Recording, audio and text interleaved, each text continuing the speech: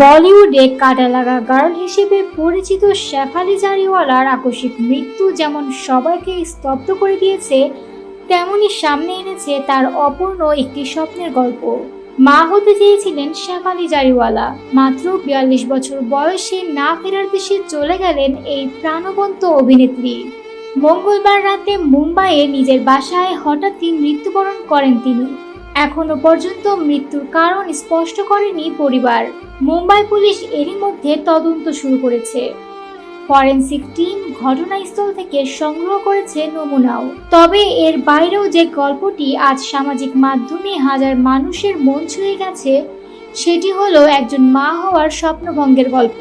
শেফালি ছোটবেলা থেকেই ভাবতেন একদিন তিনি মা হবেন, এমনকি নিজের সন্তান নেওয়ার পাশাপাশি একজন দত্তক সন্তান নেবেন, এমন ভাবনাও ছিল তার মনে। স্বামী পরাগের সঙ্গে সেই ইচ্ছের কথা জানাতেই পরাগ নিঃসংকোচে বলেছিলেন, এই সিদ্ধান্তে আমি সবসময় তোমার পাশে আছি। শেফালি জানিয়েছিলেন, আমার বাবা বলেছিলেন প্রথম সন্তান যেন আমার নিজের হয়, এরপর দত্তক নেওয়া যেতে পারে, কিন্তু বাস্তব ছিল কঠিন।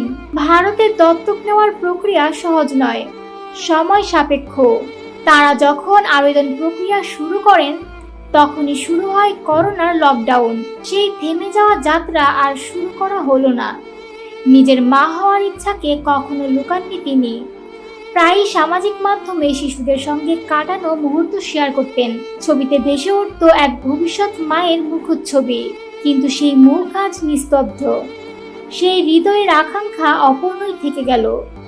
শেফালি আর নেই, কিন্তু তার ভাঙা স্বপ্ন আর অনন্ত মায়া আজ কোটি মানুষের হৃদয়ে জায়গা করে নিয়েছে।